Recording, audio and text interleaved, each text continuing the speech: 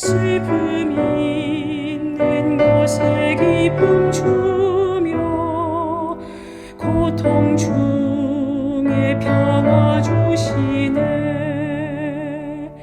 매일 주님 나의 곁에 계셔 순간마다 자비 베푸네.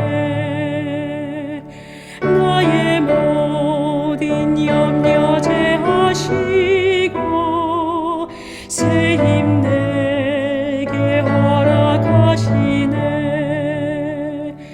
그의 보배로운 자녀들을 몸소 보호하여 주시며 끝날까지 함께 하실 것을 주님 친히 약속하셨네.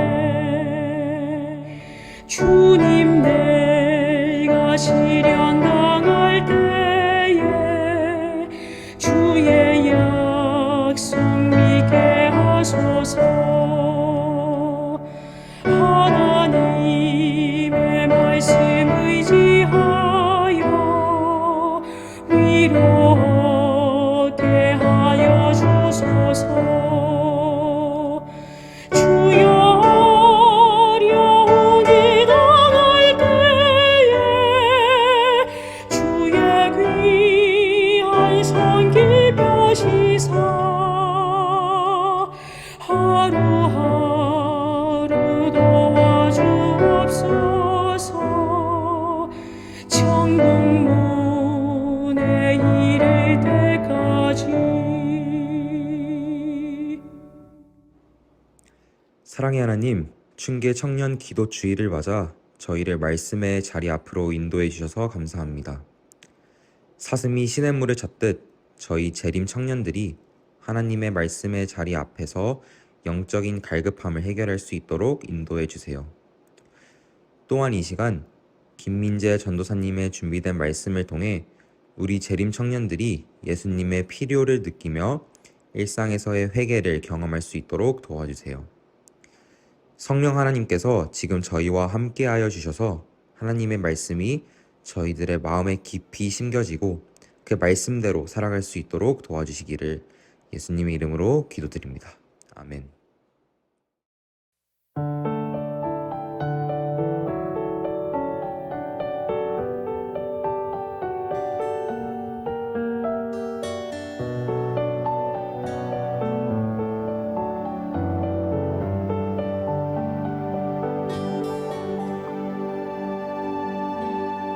작은 불꽃 하나가 큰 불을 일으키어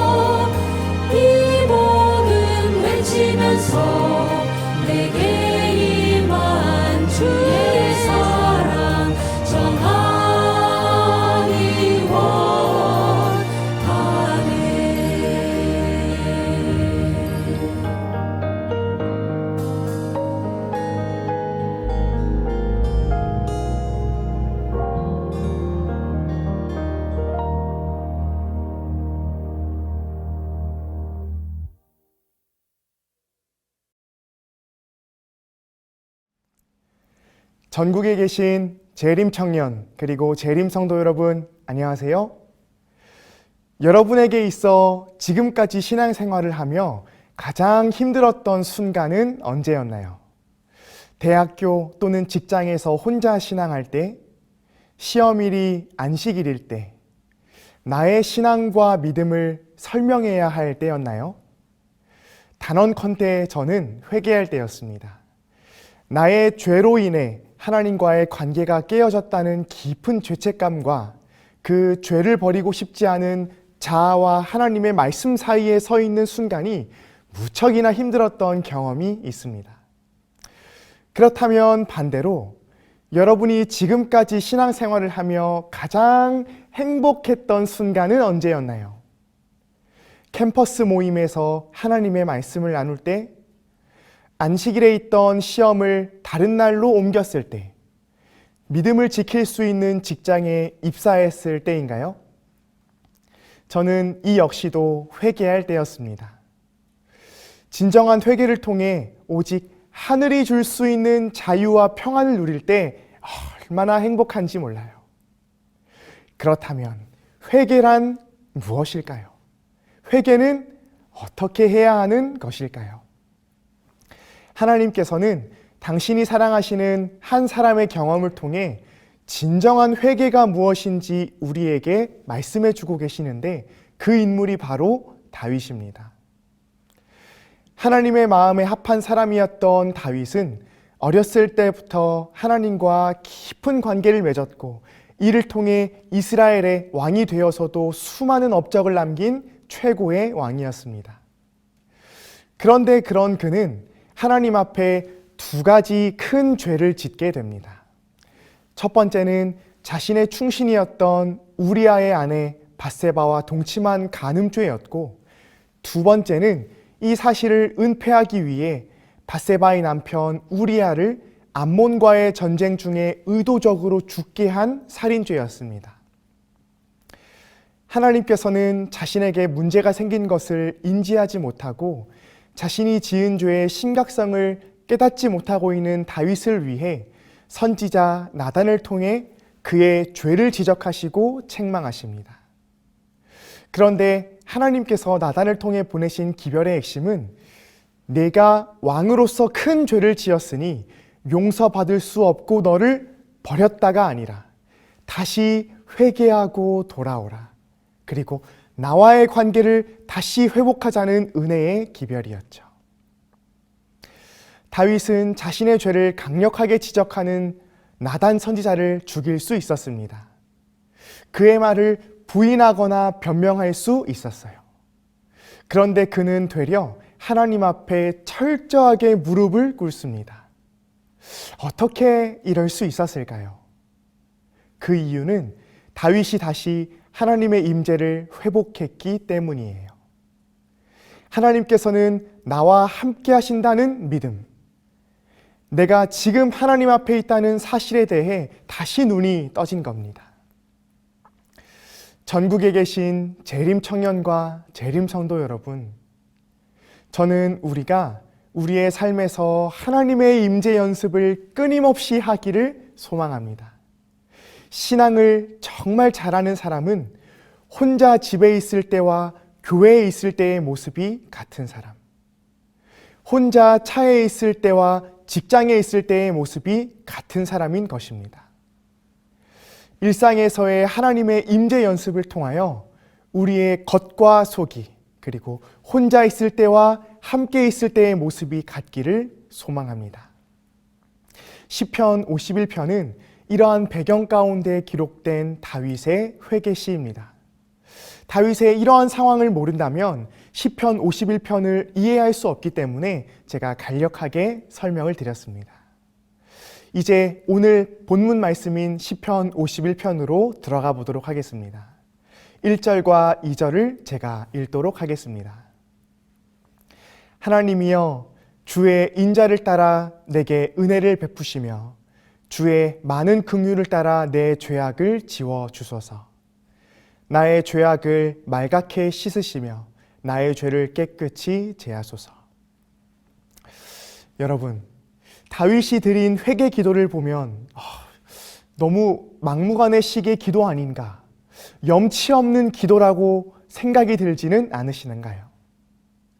하나님의 율법대로 한다면 죽임을 당해야 마땅한 자신의 죄를 지워달라니요, 그리고 깨끗이 해달라니요, 하나님께 죄송한 마음이 있다면, 그리고 조금이라도 염치가 있다면 고개 푹 숙이고 가만히 있어야 할 텐데 하나님께 너무 당돌한 요청을 하는 것 아닌가요? 그런데 놀랍게도 하나님께서는 이러한 다윗의 기도를 기뻐 받으시고 우리 역시 다윗과 같은 마음으로 회개하기를 원하신다는 거예요.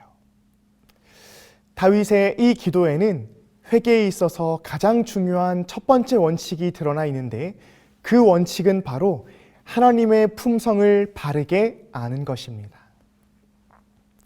우리 인간들은 인생을 살며 서로가 서로에게 아픔과 상처를 주며 살아갑니다. 그때 아무리 사랑이 많은 어머니라 할지라도, 아무리 하나님의 말씀을 전하는 목회자라 할지라도 상대가 준 아픔과 상처는 절대 잊어버리지 못하는 것이 우리들의 모습이죠. 제가 초등학교 4학년 때의 기억입니다. 제가 안식일에 예배를 마치고 어머니와 함께 버스를 타고 집으로 가는 길이었어요. 그때 제가 다니던 교회에 정말 좋아하던 한 이모가 있었습니다. 그 버스에서 저는 그 이모를 생각하며 엄마에게 이렇게 말했습니다. 엄마, 나 우리 엄마로 엄마가 내 엄마 하는 거 말고 땡땡 이모가 내 엄마였으면 좋겠어. 저도 모르게 엄마한테 그러한 말을 했었습니다. 그때 저는 아직까지도 그 어머니의 표정을 잊을 수 없는데요.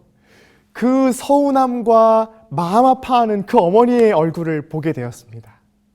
그리고 어머니께서는 화가 가라앉지 않으셨는지 집에 가서 저에게 이렇게 말씀하셨습니다. 자, 가방 줄 테니까 너 짐 싸서 그 이모한테 가. 그때 얼마나 울면서 어머니께 용서를 구했는지 몰라요.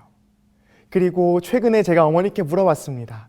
어머니, 혹시 그때 제가 어머니께 했었던 그 말을 기억하시나요? 그렇게 물었을 때 어머니께서 뭐라고 대답하셨을까요? 네, 어머니께서는 그때 일을 절대 잊을 수 없다고 말씀해 주셨어요. 여러분, 인간은 절대로 자신에게 잘못한 사람과 그 잘못을 잊지 못합니다. 우리에게는 죄를 지울 수 있는 능력이 없어요. 그렇기에 우리는 다른 사람의 마음에 상처를 주지 않아야 하는 것이죠. 그렇다면 죄를 지을 수 있는 존재는 없는 것일까요? 놀랍게도 우리의 하나님께서는 우리의 죄를 기억하지 않겠다고 하십니다. 그리고 우리의 죄를 깨끗하게 하시겠다고 말씀하세요. 하나님께서는 그럴 능력이 있다고 분명하게 말하고 있습니다. 성경은 다음과 같이 말합니다. 여호와께서 말씀하시되 너희의 죄가 주홍 같을지라도 눈과 같이 희어질 것이요 진홍같이 붉을지라도 양털같이 희게 되리라. 히브리서는 다음과 같이 말합니다. 또 그들의 죄와 그들의 불법을 내가 다시는 기억하지 아니하리라 하셨으니, 우리는 죄를 지으며 살아가는 존재이지만 우리의 하나님께서는 용서하기 위하여 존재하는 분이세요. 우리의 죄를 용서하시는 것이 그분의 기쁨이요 영광이라는 사실입니다. 그렇기에 회개의 첫 단추는 하나님의 품성을 바르게 아는 것입니다. 그런데 사단은 우리로 유혹에 걸려 넘어지게 한 다음 옆에 와서 말합니다. 김민재, 너 이런 죄 짓고도 용서받을 수 있겠어? 하나님께서 이제는 너와 함께하지 않으실걸? 사단은 우리로 하여금 하나님의 품성을 오해하게 함으로써 회개의 첫 단추부터 잘못 끼워지게 하는 것이죠.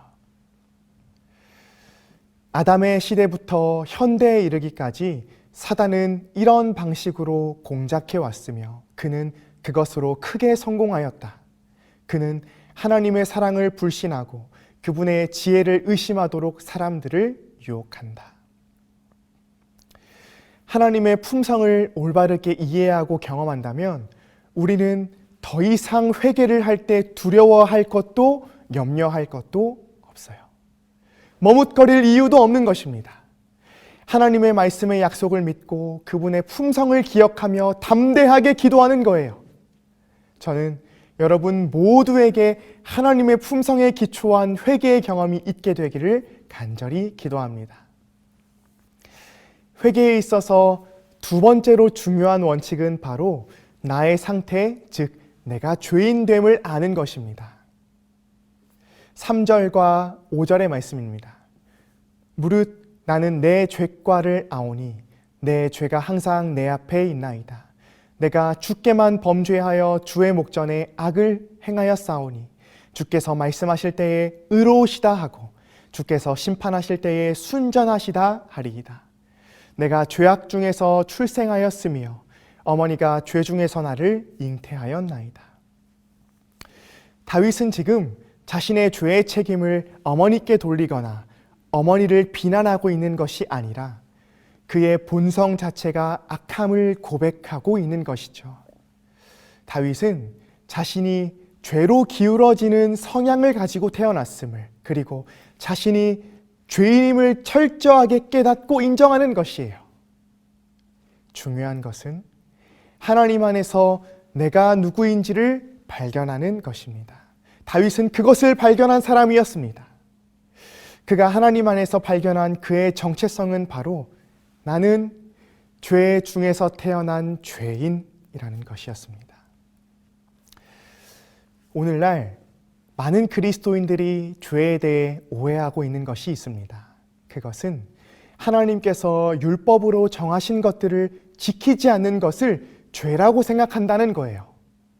우상 숭배, 안식일을 지키지 않는 것, 부모를 공경하지 않는 것, 간음, 살인을 죄라고 이해하고 있어요. 그런데 성경적인 관점에서 이 모든 것들은 죄가 아니라 죄의 결과들입니다. 그렇다면 성경이 말하고 있는 죄의 본질은 무엇일까요? 우리가 잘 아는 10계명이 있습니다. 그리고 10계명 가운데 첫 번째 계명은 바로 이것이죠. 너는 나 외에는 다른 신들을 내게 두지 말라. 그렇다면 하나님께서는 왜 여러 계명 가운데 이 계명을 첫 번째 계명으로 주셨을까요? 혹시 여러분은 생각해 보셨나요? 하나님께서 여러 계명 가운데 이 계명을 맨 앞에 그리고 맨 위에 두신 이유는 첫 번째 계명만 제대로 지켜지면 나머지 9가지 계명은 자연스럽게 지켜지기 때문입니다. 오직 하나님을 유일한 신으로 믿는 사람, 하나님으로 인해 행복한 사람, 하나님의 말씀을 최고의 우선순위로 삼는 사람은 안식일을 거룩하게 지킬 수밖에 없고요, 살인할 필요도, 남의 것을 탐낼 이유도 없어요. 첫 번째 계명만 제대로 지켜지면 나머지 계명들은 누가 강요하지 않아도 자연스럽게 지켜지는 겁니다. 반대로 첫 번째 계명이 제대로 지켜지지 않으면 하나님께서 계셔야 하는 자리에 다른 무엇인가가 또는 다른 누군가가 그 자리를 차지하고 있다면 모든 것이 틀어지게 되어 있는 것입니다. 결국 이를 통해 우리가 알 수 있는 죄의 본질은 하나님으로부터 이탈하는 것, 그리고 하나님으로부터 멀어지는 것이라는 사실입니다. 하나님에게서 떠났기 때문에 우리는 살인하고 남의 것을 탐내는 거예요. 죄는 하나님과의 관계가 깨어진 상태, 하나님을 멀리한 상태, 바로 이것이 죄라는 것입니다. 그렇다면 여러분, 회개란 무엇일까요? 죄가 하나님에게서 떠난 것, 하나님에게서 멀어진 것이라면 회개는 다시 하나님께로 돌아가는 것입니다. 그리고 하나님께로 돌이키는 것, 이것이 진정한 회개라는 것을 성경은 말하고 있습니다. 제가 6살 때의 경험이에요. 어느 날은 제가 어머니의 손을 잡고 집 앞에 있던 백화점에 쇼핑을 하러 갔습니다. 쇼핑센터, 특별히 옷 매장에서 어머니와 함께 이런저런 옷을 보고 있는데 문득 제 마음 가운데 생각이 들었습니다. 어머니께서 옷을 보고 있는 동안 내가 어머니를 좀 놀래켜드려야겠다. 이러한 생각으로 저는 수많은 옷가지 사이에 몰래 숨어들었습니다. 그리고 옷을 보고 계신 어머니께서 저를 찾기를 기대하면서 기다렸습니다. 그런데 1분, 2분이 지나도 옷가지에 몰래 숨어있는 저를 어머니께서 찾지 않는 것입니다. 그리고 시간이 좀 더 흘렀을까요? 저는 너무나 두렵고 무서운 나머지 울면서 그 옷가지를 헤치며 나오게 되었습니다. 그때 그 모습을 봤던 그 매장의 직원이 깜짝 놀라더니 왜 이 아이가 옷 사이에서 나오는지 너무나 놀라는 것이었어요. 그렇게 한창 울고 있던 저를 매장 몇몇 직원들이 저를 달래고 있는 가운데 백화점 전체가 울리도록 알림이 울렸습니다. 띵동, 안내 데스크에서 알립니다. 김민재 어린이를 찾습니다. 김민재 어린이를 본 분이 있다면 안내 데스크로 와주시기 바랍니다. 저는 직원들의 안내에 따라서 그 매장을 나와 복도로 쭉 나오는데 저 멀리서 한 20에서 25m 정도의 거리가 되었을까요? 저 멀리서 어머니께서 울고 있는 저를 보시면서 민재야! 소리치며 저에게 달려오시는 것이었습니다. 그때 저는 울면서 저를 엄청나게 크게 부르시는 어머니께로 뛰어들어갔어요. 그리고 어머니의 품에 쏙 안기게 되었어요. 저는 아직까지 잊을 수 없는 어머니의 음성이 있었는데요. 어머니께서는 잃어버린 저를 꽉 안으시면서 이렇게 말씀하셨습니다.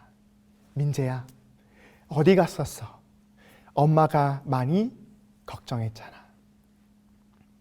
회개는요, 단순히 하나님 죄송합니다. 제가 이 잘못을 지었어요.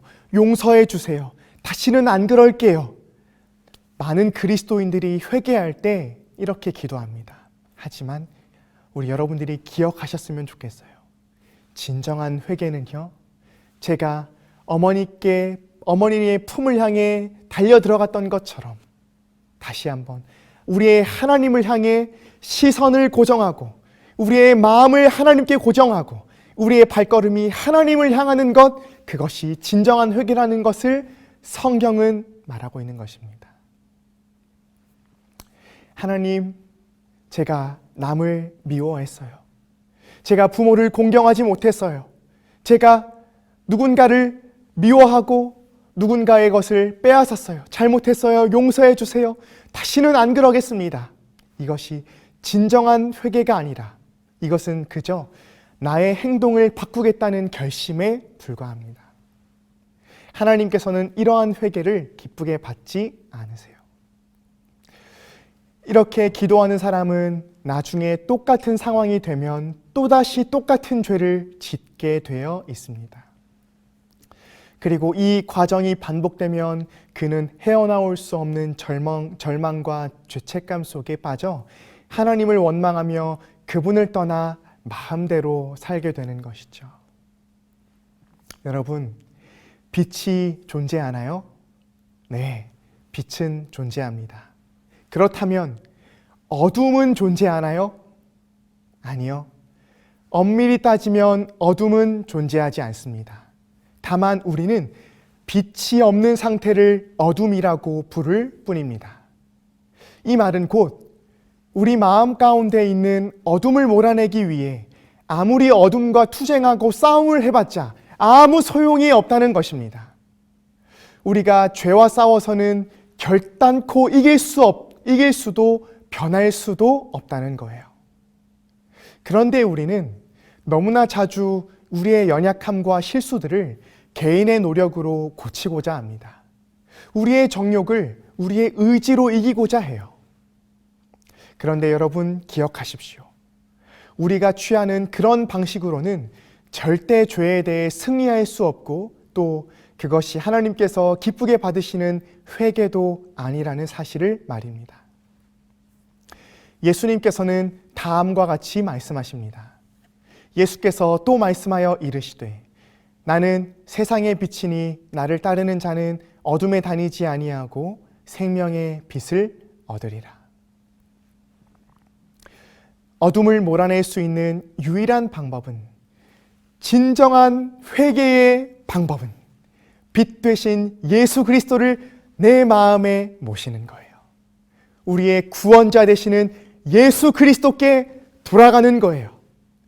그리고 이런 회개는 특별한 날, 특별한 장소에서 하는 것이 아니라 우리의 일상에서 이루어진다는 것입니다. 우리는 우리의 죄를 고백하고 용서받는 연습을 하루 중 죄를 짓는 작은 순간들로 가져올 수 있는 방법을 끊임없이 찾아야 합니다. 그렇게 할 때 우리의 실수와 넘어짐은 더 이상 실패와 깨어짐이 아닌 예수 그리스도 안에서 더 자라나는 발판이 될 것입니다. 매일 우리의 죄를 고백하고 하나님의 용서하심을 경험함으로 우리 일상의 틈새에서 하나님을 찾는 경험을 하게 되기를 간절히 소망합니다. 더 나아가 우리의 일상에서 하는 그 회개의 경험을 통해 날마다 하나님의 임재 앞에 서는 우리의 경험을 통해 회개가 우리의 예배가 되고 우리의 일상이 되고, 그리하여 날마다 하나님의 은혜와 용서하심을 경험하는 우리 모든 재림 청년과 재림 성도들이 되기를 간절히 바라며 오늘 말씀을 마치겠습니다. 우리의 죄를 용서하시는 하나님, 성령 하나님께서 우리의 죄를 깨닫게 하실 때에 겸손히 하나님 앞에 나아가 우리의 죄를 고백하는 일상의 회개의 경험이 재림 청년과 모든 재림 성도들에게 있게 하여 주시옵소서. 매일 매 순간 하나님의 임재 앞에 서게 하시고 하나님의 크신 품성과 은혜로운 품성을 경험하게 하시며 우리가 죄인됨을 깨닫고 인정하고 겸손히 하나님 앞에 나아가 회개의 경험을 매일 매 순간 경험하는 우리 모두의 삶이 될 수 있도록 인도하여 주시옵소서. 우리의 죄를 용서하시고 우리를 하늘 아버지께로 인도하시는 예수 그리스도의 이름으로 기도합니다. 아멘.